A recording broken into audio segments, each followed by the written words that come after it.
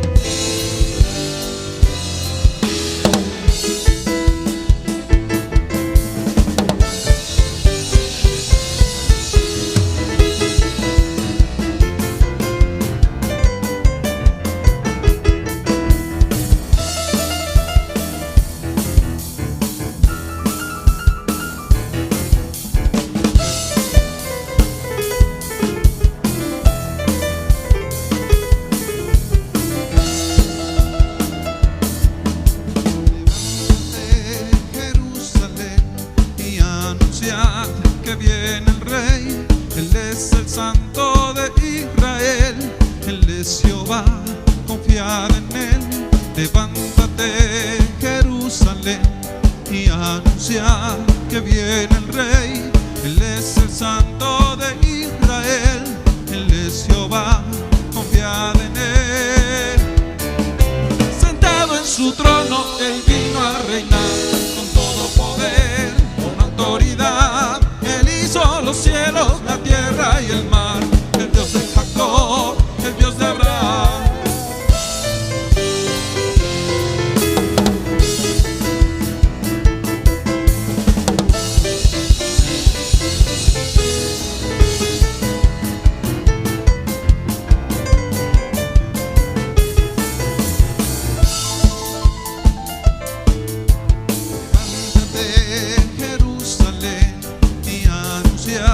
Que viene el Rey, Él es el Santo de Israel, Él es Jehová, confiad en Él.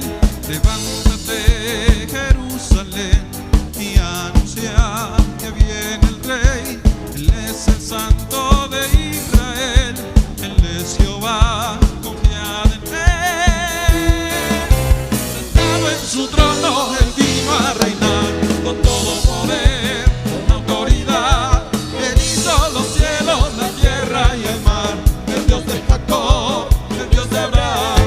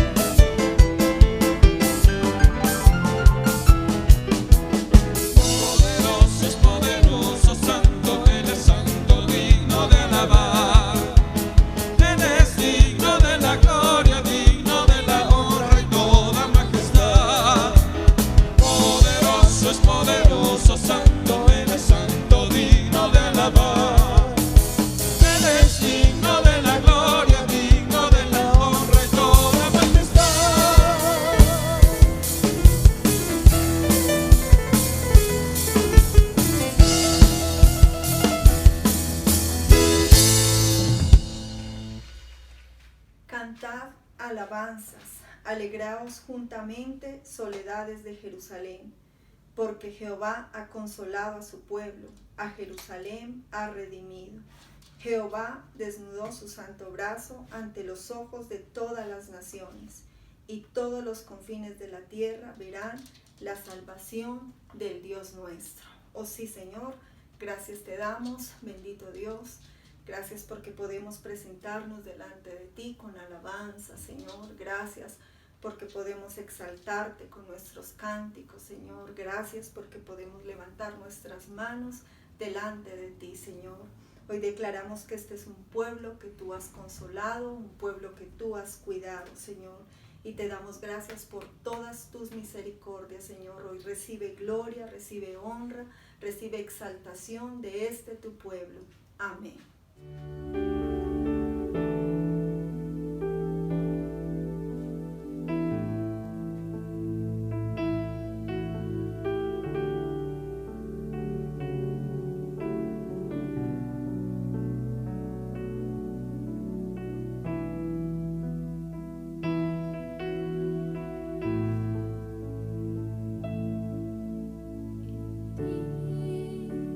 Confía mi corazón.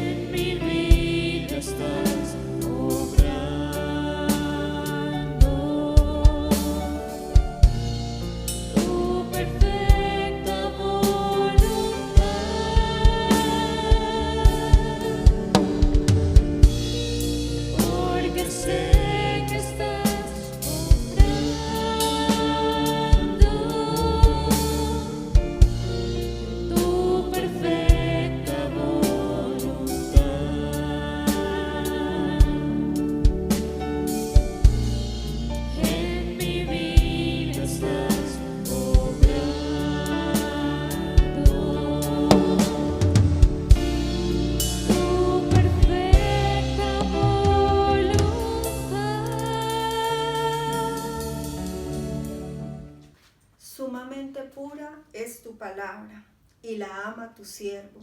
Pequeño soy yo y desechado, mas no me he olvidado de tus mandamientos. Tu justicia es justicia eterna, y tu ley la verdad.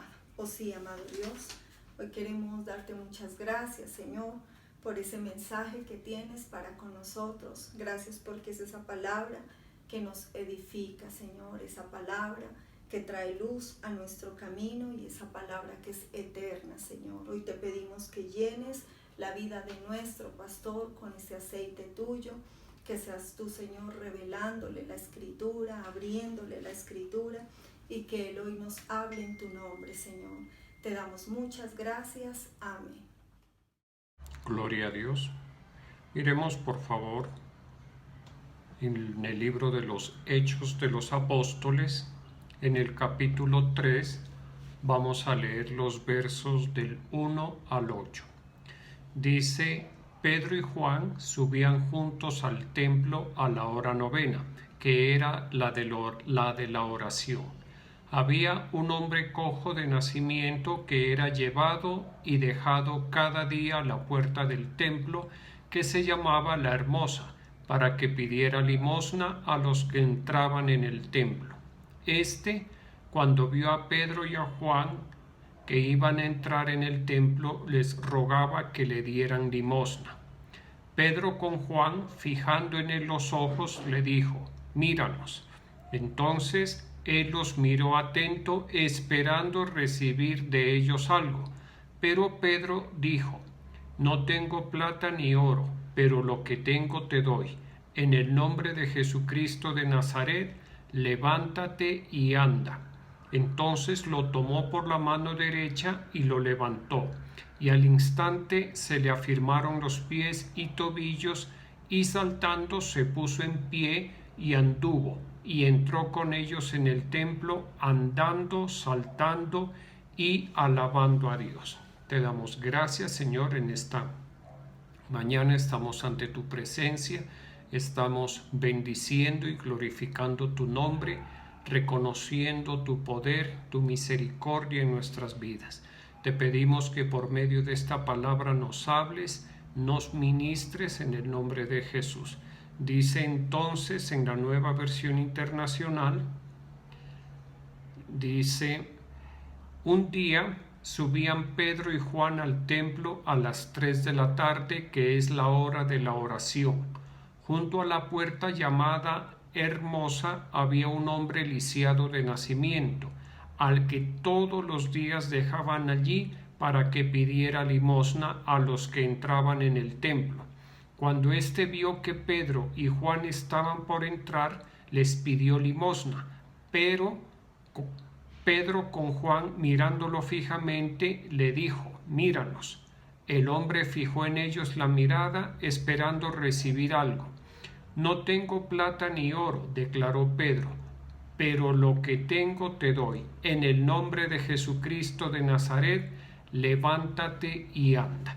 Bueno, este pasaje del libro de los Hechos, en el capítulo 3, es un pasaje que nosotros hemos estudiado mucho y que nos permite entender muchas cosas con respecto a la vida de fe, con respecto a cómo profesaron la fe los creyentes y los siervos del primer siglo, y eso a nosotros, los creyentes de esta época del siglo XXI, nos nutre mucho, ¿sí? Porque es la forma que ellos aprendieron a profesar la fe.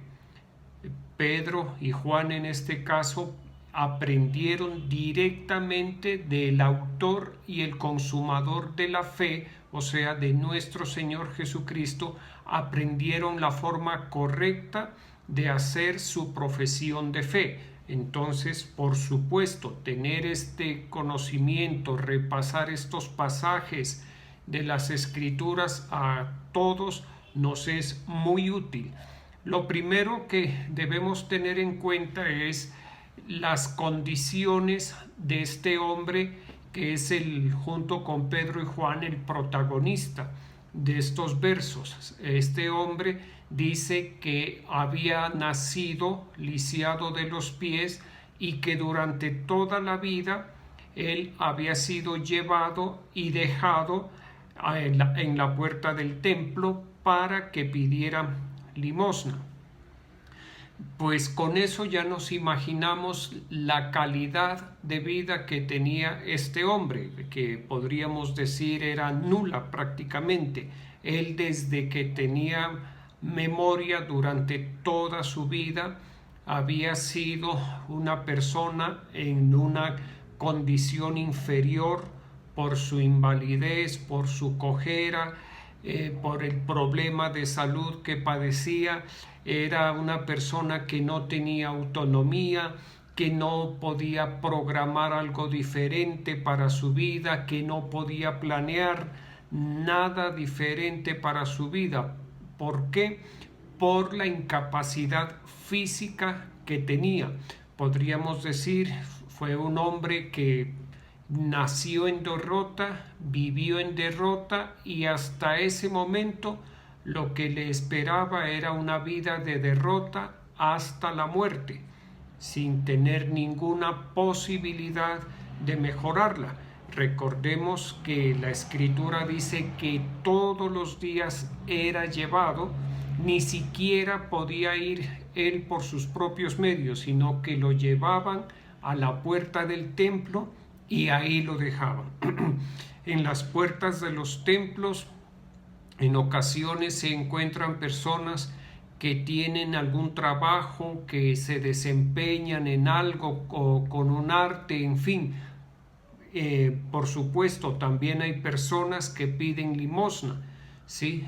En este caso, este hombre era una persona que durante toda su vida había pedido limosna, había pedido una colaboración económica para poderse sustentar, y esto pues es una situación muy humillante que al alma de la persona la anula completamente, la deja por debajo del resto de las personas, y que a cualquiera que la experimente pues lo va a dejar en su alma, en su autoestima, muy por debajo.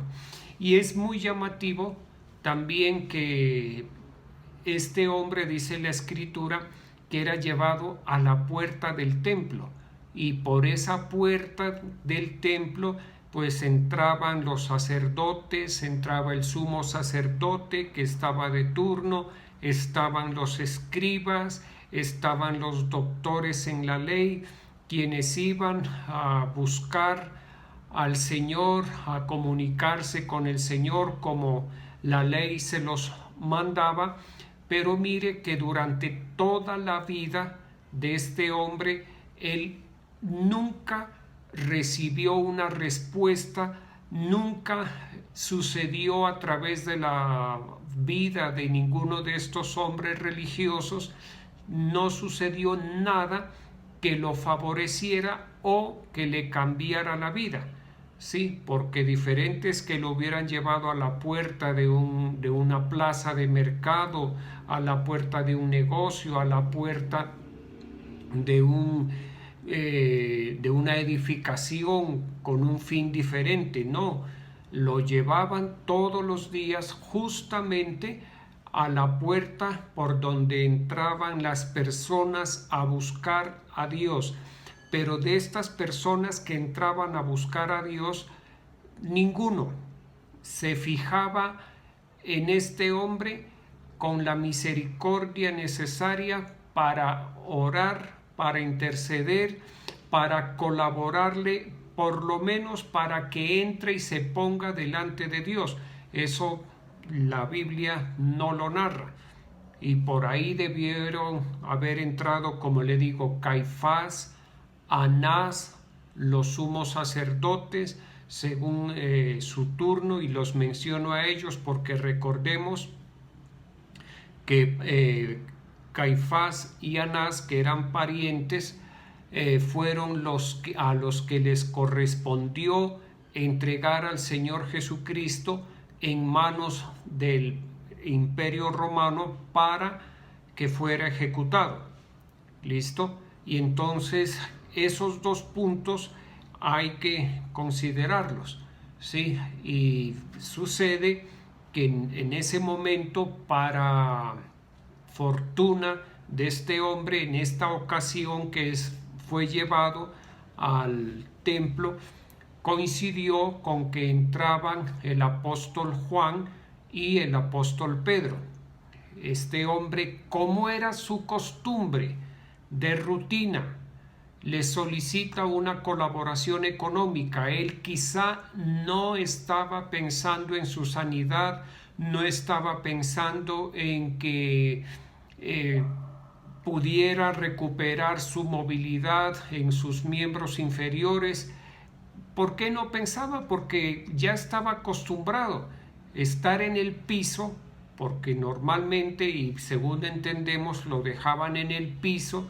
Él ya estaba acostumbrado a vivir una vida en el suelo, a vivir una vida a ras, digamos, y voy a utilizar una palabra que suena muy feo, ¿sí? A vivir arrastrado prácticamente. Su mente, su alma, las expectativas con respecto a su vida ya estaban formadas así.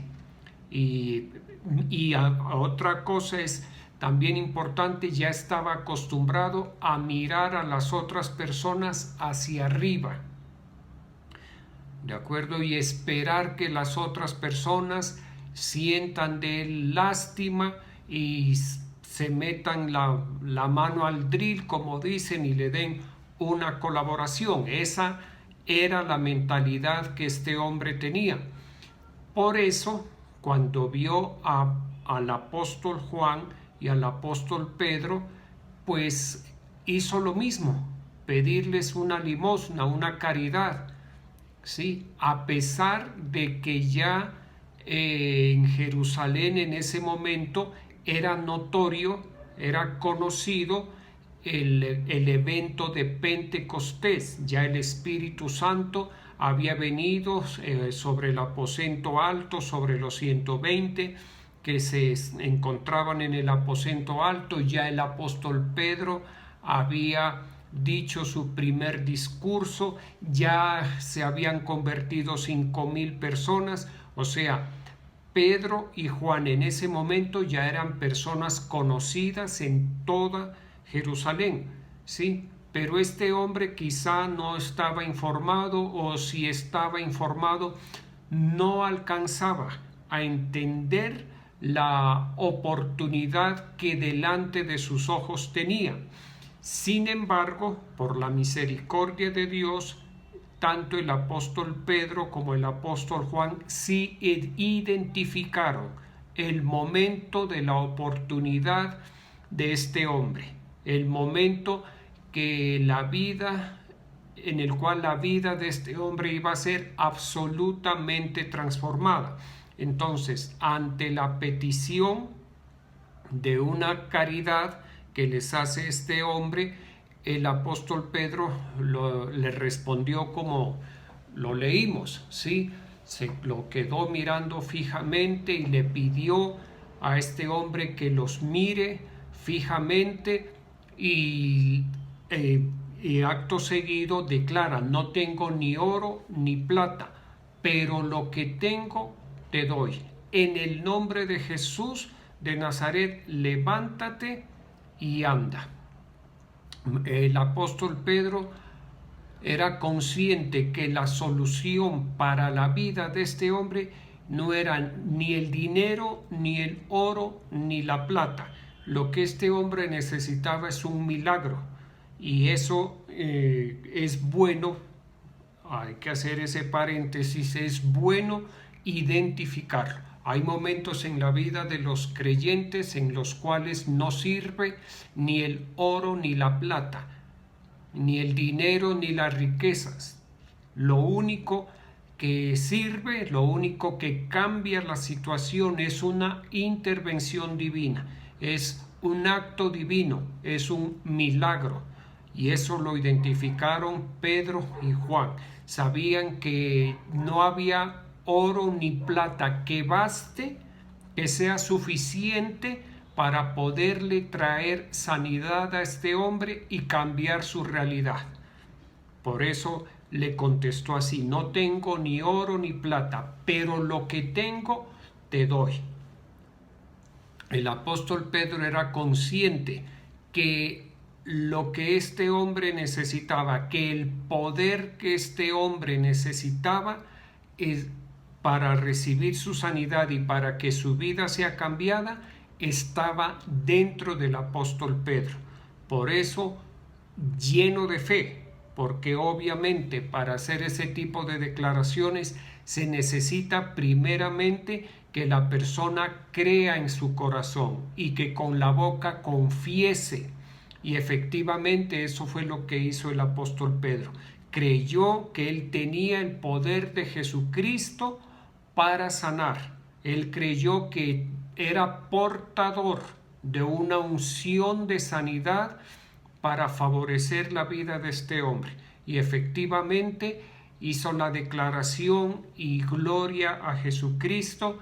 Este hombre recibió sanidad. ¿De acuerdo? Entonces, les decía, uno tiene que identificar las situaciones, los momentos. A nosotros, como siervos de Dios, en muchas ocasiones nos ha sucedido que tenemos esa conciencia de la necesidad de un milagro en nuestras vidas. Y también tenemos conciencia de la necesidad de un milagro en la vida de los discípulos. Y cuando uno tiene esa conciencia, lo correcto es proceder a declarar el milagro. O sea, tener la fe suficiente, estar en el punto de fe para hacer la declaración de un milagro. ¿Por qué digo estar en el punto de fe? Porque una persona puede necesitar un milagro, pero está bajito en la fe, por la falta de consagración, por la falta de dedicación, por la falta de entrega, por la falta de búsqueda del poder de Dios. Puede que esté bajito en la fe, y eso es muy frecuente. Recordemos que hay personas que tienen una fe oscilante, no una fe oscilante, porque la fe no es así. Ellos hacen una profesión oscilante, o sea, hay momentos que están muy bien, otros momentos están muy mal en su fe. Por eso lo importante es que nosotros estemos bien en la fe, en un muy buen nivel, para que en el momento en que necesitemos un milagro tengamos la fe suficiente. Pedro y Juan estaban en un excelente momento, en un extraordinario momento de fe, llenos del Espíritu Santo. Hicieron la declaración y, como dice el pasaje, este hombre se levantó, saltó y continuó detrás de los apóstoles, glorificando y alabando el nombre del Señor Jesucristo. Miremos por favor lo que dice en el verso 16, en el mismo capítulo 3 del libro de los Hechos. Dice: por la fe en el nombre de Jesús, Él ha restablecido a este hombre a quien ustedes ven y conocen. Esta fe que viene por medio de Jesús lo ha sanado por completo, como les consta a ustedes. Este suceso fue notorio en Jerusalén, por lo menos fue notorio entre las personas que entraban y salían del templo, porque recordemos que era la hora de la oración, o sea, había un movimiento a las afueras del templo y dentro del templo, y este hombre que había recibido la sanidad era un hombre conocido de toda la vida, porque toda la vida lo habían llevado a pedir limosna. Entonces no fue un acontecimiento que pasara desapercibido, por lo cual Pedro vio un buen momento para explicar lo sucedido y de paso para predicar el Evangelio de nuestro Señor Jesucristo. Y mire cómo se expresa el apóstol Pedro. Dice, por la fe en el nombre de Jesús, Él ha restablecido a este hombre a quienes ustedes ven y conocen. Resulta que este hombre inválido hasta ese momento tenía fe. El hombrecito, como decimos, resultó con fe y creyó en el nombre del Señor Jesucristo, a quienes Pedro y Juan anunciaban y representaban. Podríamos decir, Pedro y Juan en ese momento eran el contacto entre Dios, entre el Señor Jesucristo y este hombre que era paralítico. Por eso dice, por la fe en el nombre de Jesús, Él ha restablecido a este hombre, a quienes ustedes ven y conocen. Esta fe que viene por medio de Jesús, lo ha sanado por completo. Recordemos lo que dice la Escritura y que hace unos instantes mencionamos. El Señor Jesús es el autor y el consumador de la fe. O sea, en el Señor Jesús está toda la plenitud de la fe, de principio a fin. Y recordemos que el nombre de Jesús no es un nombre dado por hombres. ¿Sí? Recordemos que en la Anunciación, cuando el arcángel se le presentó a María, le dijo, y le pondrás por nombre Jesús, porque Él salvará al pueblo de sus pecados. ¿Listo? Por eso el nombre del Señor Jesús no es cualquier nombre. El nombre del Señor Jesús, que nosotros en castellano, en lengua castellana, para nosotros es Jesús, sí, para los norteamericanos y los de habla inglés es Jesus, para los hebreos Joshua, no sé si esté bien pronunciado. Para nosotros Jesús no es un nombre puesto por hombres, es un nombre puesto por Dios y que tiene que ver con el Salvador enviado por Dios a su pueblo.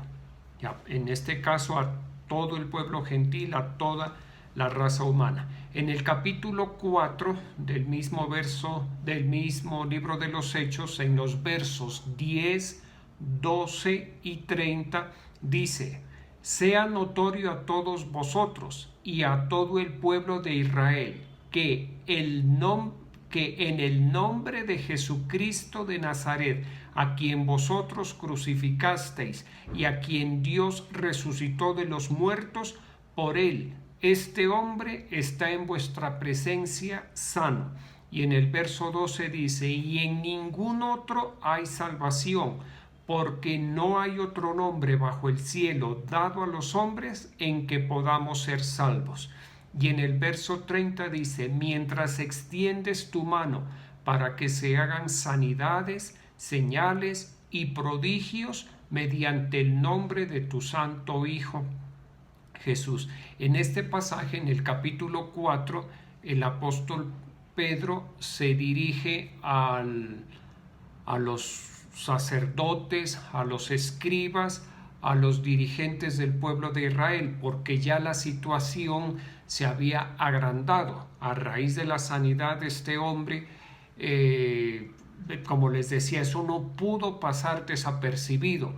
Fue un momento muy impactante en la sociedad, en la gente, en los habitantes de Jerusalén. Por eso ellos, sobre todo el apóstol Pedro, luego de dirigirse a las personas que entraban y salían del templo, fue llevado a donde los sacerdotes a que explicara qué era lo que estaba sucediendo. Por eso les dice: sea notorio a todos vosotros y a todo el pueblo de Israel, que en el nombre de Jesucristo de Nazaret, a quienes vosotros, les dice, a quienes vosotros crucificasteis, a quienes vosotros le quitasteis la vida, lo quisieron anular a quienes ustedes no reconocieron, no creyeron en el nombre de ese que resucitó, que nos entregó poder y que ascendió a la presencia del Padre, en ese nombre este hombre ha recibido sanidad. Mire que la situación para estos sacerdotes, para estos escribas, a estos principales del pueblo se les complicó, porque dice en este mismo pasaje o más adelante, dice, porque era notorio, dice, era evidente la sanidad que había sido hecha en este hombre. Ellos cómo podían negar, y estaban pidiendo explicación acerca de esa sanidad, y los apóstoles Pedro y Juan con claridad le están diciendo, es en el nombre de Jesucristo a quienes ustedes crucificaron. O sea, para la clase sacerdotal era un momento muy desconcertante, ¿sí? Los puso en una encrucijada a estos hombres, y hay que entenderlo, el nombre de Jesús, el poder que hay en el nombre de Jesús, lo que representa el nombre de Jesús en el mundo espiritual y en el mundo natural, lo que representa el nombre de Jesús para toda la raza humana, pone en encrucijada. Yo cuántas veces les he contado esa experiencia, yo lo tuve, yo me sentí en esa encrucijada. Sí, sentí que el Señor me arrinconó, me puso contra la pared. O me crees o me sigues y me sirves, o qué vas a hacer con tu vida. Y eso es bueno. El nombre del Señor Jesucristo, digámoslo así, es tremendo, es poderosísimo. Es el poder más extraordinario. Por eso dice en Filipenses capítulo 2, verso 9, por eso Dios también lo exaltó sobre todas las cosas y le dio un nombre que es sobre todo nombre, para que en el nombre de Jesús se doble toda rodilla de los que están en los cielos, en la tierra y debajo de la tierra, y toda lengua confiese que Jesucristo es el Señor, para la gloria de Dios Padre. Aquí en este pasaje de Filipenses capítulo 2 verso 9 nos da una idea, nos permite dimensionar el poder, lo que representa, lo que significa el nombre de nuestro Señor Jesucristo. ¿Sí? Dice, por eso Dios lo exaltó sobre todas las cosas. Primero, el Señor Jesucristo exaltado sobre todo lo creado. El Señor Jesucristo es exaltado por Dios Padre sobre toda la creación. Aparte de esa exaltación, le da un nombre que es sobre todo nombre. Porque aquí en la creación hay muchos nombres, ¿sí? Entre los seres humanos hay muchos nombres y cada nombre tiene un significado. Por lo menos le pongo un ejemplo. Si yo digo un nombre, Marte, ¿qué viene a su mente? Pues un planeta. Si yo digo Sol, ¿qué viene a su? Eso es un nombre. Usted se imagina, ¿no? Pues un astro extraordinario que nos calienta. Sí, es eso, son nombres. Si yo les digo Vía Láctea, ese es un nombre, el nombre de nuestra galaxia, que eso mide miles de millones de kilómetros viajando a la velocidad de la luz. Para nosotros es inconmensurable casi. ¿Listo? Pero más que esos nombres grandes, y no menciono nombres aquí de seres humanos, de hombres, más que ese nombre es el nombre de nuestro Señor Jesucristo. Si yo le digo Arcángel Gabriel, Arcángel Miguel, esos son nombres, y usted los escucha y dice: Gabriel, qué tremendo, poderoso, lleno de gloria, lleno de poder, de autoridad, de riqueza, invencible, fuerte como ninguno. Si le digo Luzbel, ella sabe que Luzbel tiene poder y con ese poder gobierna. Es el príncipe de este mundo. Pero por sobre todo nombre está el nombre del Señor Jesucristo. ¿Listo? Por eso nosotros somos tan bienaventurados, tan afortunados. Y de paso le digo algo: debemos cuidarnos muchísimo, porque la Escritura dice: apártese de iniquidad todo aquel que nombra el nombre del Señor, que invoca el nombre de Jesús. ¿Listo? Nosotros podemos invocar. Tenemos toda la libertad, todo el derecho. Por la fe que viene en el nombre de Jesús, podemos invocar ese nombre. En la situación en que nos encontremos, las veces que lo necesitemos hacer, lo podemos. Los invito, invoque el nombre de Jesús, pero también lo invito: apártese de iniquidad, como dice la Escritura. Entonces, cuando uno se aparta de iniquidad e invoca el nombre del Señor Jesús, cosas poderosas suceden, cosas sobrenaturales suceden en la vida personal, suceden en la vida familiar, suceden en la vida congregacional. ¿Qué cosas? Aquí las menciona en el verso 10, por ejemplo: a quien vosotros crucificasteis y a quien Dios resucitó de los muertos. Por él este hombre está en vuestra presencia sano. Acontecen sanidades. Verso 12: y en ningún otro hay salvación, porque no hay otro nombre bajo el cielo dado a los hombres en quien podamos ser salvos. ¿Qué otros acontecimientos sobrenaturales suceden? La salvación de las almas. Eso es un acontecimiento sobrenatural propio, único, exclusivo, por el nombre de nuestro Señor Jesucristo. Porque en ningún otro nombre hay salvación. Ni en Mahoma, ni en Confucio, ni en nadie, ni en Buda, solamente en el Hijo de Dios, en el Dios encarnado, en aquel que entregó su vida y su sangre por cada uno de nosotros. En otro nombre no hay salvación. Eso sucede, y eso es bien bonito. Mirar una sanidad, ser testigo de una sanidad, o ser que en uno mismo suceda una sanidad, eso es muy bonito, es una experiencia linda. Pero también es hermoso ver cómo las almas se salvan por la fe en el nombre de nuestro Señor Jesucristo. Y eso lo hemos visto, lo han visto ustedes, lo hemos visto nosotros somos parte de ese hermoso testimonio.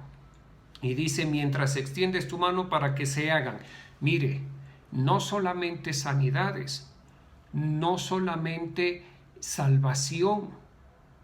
Yo he tenido el caso, ustedes lo saben, de personas que en el último momento, en el último minuto de su vida, recibieron a Jesucristo como su Señor y Salvador y luego murieron. Cuando trabajaba como médico de urgencias, lo vi muchas veces, y muchas veces les hice hacer la oración de entrega y las personas murieron. Dice la palabra de Dios en Filipenses capítulo 2, verso 9: por eso Dios también lo exaltó sobre todo. Ese ya lo leímos, ¿cierto? Entonces miremos San Marcos capítulo 16, versos 17 y 18. Dice: estas señales seguirán a los que creen. En mi nombre echarán fuera demonios, hablarán nuevas lenguas, tomarán serpientes en las manos, y aunque beban cosa mortífera, no les hará daño. Sobre los enfermos pondrán sus manos y sanarán. Mire o mejor, lo que un creyente puede hacer utilizando el poder del nombre del Señor Jesucristo abarca todos los ámbitos, tanto espiritual como natural. Abarca diferentes contextos, diferentes situaciones. Si hay problemas de salud, invocamos el nombre del Señor Jesús, invocamos la palabra de Dios, lo que dice la palabra de Dios, que por la llaga de Cristo nosotros fuimos curados y vamos a recibir sanidad.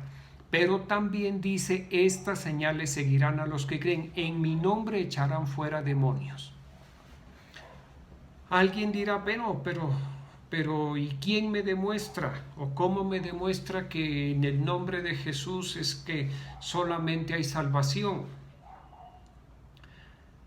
No sé cómo explicarlo o cómo hacerme entender. ¿Sabe por qué en el nombre de Jesucristo o cómo podemos comprobar que en el nombre de Jesucristo es en el único nombre en el cual hay salvación? Porque en el nombre de Jesucristo es en el único nombre que se pueden echar fuera demonios. ¿Listo? Si usted gusta y tiene la oportunidad de toparse con un endemoniado, trátele de sacar a ese endemoniado, el demonio, valga la redundancia, utilizando otro nombre. No sé cuál. Tal vez dirá alguno en el nombre de Donald Trump. Otro, no sé qué nombre pueda utilizar. En el nombre de Copérnico, en el nombre de Galileo Galilei, en el nombre de Nostradamus, de Rasputín. ¿Sabe qué? ¿Qué puede suceder? Que esos demonios o ese demonio le conteste: a Jesús conozco y a Pablo, pero a Rasputín no sé quién es él. Y de pronto le sucede lo mismo que le sucedió a los hijos de un tal Exeba, que les dio una paliza, los demonios les dieron una paliza y los sacaron corriendo. Listo, en el único que hay poder y hay autoridad para echar fuera demonios es en el nombre de Jesús de Nazaret, así como es el único nombre en el cual nosotros tenemos salvación y vida eterna. ¿Listo? Dice la palabra de Dios en el Evangelio según San Juan capítulo 14 verso 13: todo lo que pidáis al Padre en mi nombre lo haré, para que el Padre sea glorificado en el Hijo. Acordémonos en nuestras oraciones, pedir en el nombre de Jesús. Al Padre hay que pedirle en el nombre de nuestro Señor Jesucristo. Pedirle sanidad, pedirle liberación, pedirle protección, pedirle ayuda, pedirle socorro, pedirle provisión. Hay que pedirle todo en el nombre del Señor Jesús. Y dice en Efesios en el capítulo 5 verso 20: dando siempre gracias por todo al Dios y Padre en el nombre de nuestro Señor Jesucristo. Así como le pedimos, así como recibimos, así como nos ha sido dado el nombre que es sobre todo nombre, para que lo utilicemos para la gloria de Dios Padre y para el beneficio propio y para el beneficio de nuestra familia, de nuestros amigos, de nuestros prójimos, asimismo como hemos recibido el poder, la autoridad, la libertad de usar el nombre de Jesús. Y subrayo, es necesario apartarnos de iniquidad todos los que invocamos el nombre de Jesús. Así como recibimos esa posibilidad, esa dicha, esa fortuna de utilizar el nombre de nuestro Señor Jesucristo, asimismo debemos darle gracias a Dios Padre en el nombre de nuestro Señor Jesucristo. Bueno, hasta ahí llega la predicación. Quería decirles que el día 30 de diciembre tendremos la reunión de fin de año, o sea, el miércoles de la próxima semana. No tendremos el devocional, sino que tendremos la reunión de fin de año en horas de la noche. Lo más seguro es que sea a las 7 de la noche. La tenemos que hacer virtual. No hay otra posibilidad. Ya el alcalde ya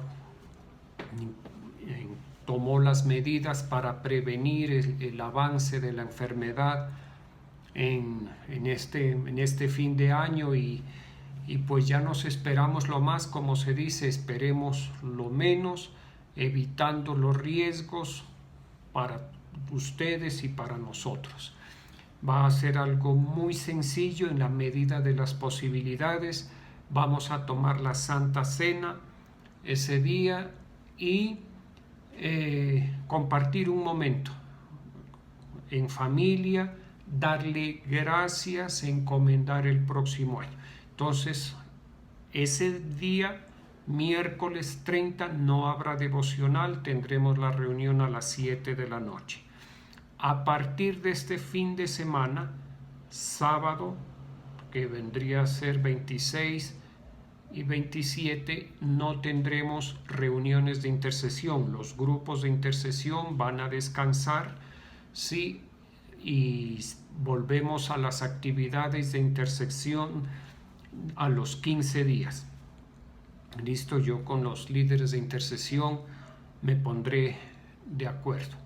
Entonces, y durante las primeras semanas de enero tendremos un tiempo de receso, de descanso, para que compartamos con nuestras familias y descansemos, ustedes y nosotros, y luego ya retomamos, creo que es el 11 de enero, con el favor de Dios, en el nombre de Jesús, nuestras actividades virtuales. Esperemos que sea por un corto tiempo.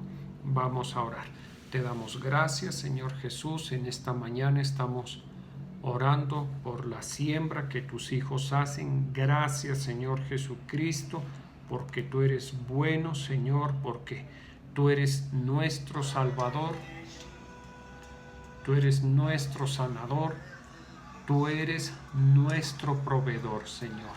Gracias, Señor Jesucristo, por el privilegio de tenerte, por el privilegio de conocerte, por el privilegio de servirte, por el privilegio que nos das de invocar tu nombre, Señor, para que sucedan señales, milagros, prodigios, para que tengamos poder y autoridad sobre espíritus inmundos, sobre demonios, sobre principados, potestades, sobre gobernadores de las tinieblas de este siglo, sobre huestes espirituales de maldad en las regiones celestes. Gracias, porque en el nombre de Jesús tenemos autoridad para atar y tenemos autoridad para amordazar y para despojar al hombre fuerte que se levante contra nosotros, y en el nombre de Jesús tenemos poder, como dice la Escritura, para hollar serpientes y escorpiones. Señor, en esta mañana te glorificamos, nos postramos en adoración ante el nombre de nuestro Señor Jesucristo. Reconocemos que el nombre del Señor Jesucristo es nombre sobre todo nombre.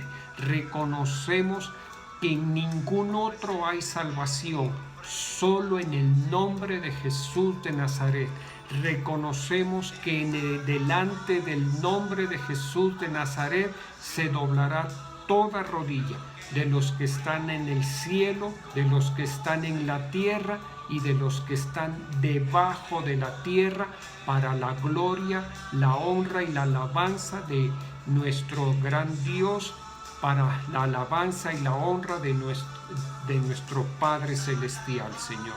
En esta mañana Te damos gracias. Yo estoy poniendo a tus hijos, a tus hijas delante de ti. Espíritu de Jesucristo, tócales, vivifícales, llénales con tu presencia, Espíritu Santo.